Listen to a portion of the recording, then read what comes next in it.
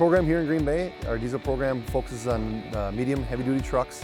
It is a 2-year technical or associate degree program. What's really attractive about this field right now is the growing need for technicians, and it's kind of unheard of how many jobs are out there for our students right now.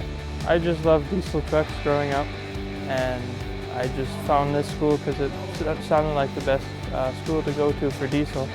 So I came here, and I'm loving it so far. Technology that's used in these trucks is growing every day, every year. They're becoming more and more technologically advanced, and the need for repairs on these vehicles is in great demand. It's a lot more fun to do, and it's a lot more interactive. You're not just sitting there at a desk all day or even just staring at a wall or a computer. What's nice about our program is anybody can come in at any time. You don't have to have any kind of experience in the past. Our program is really focused on learning from the ground up.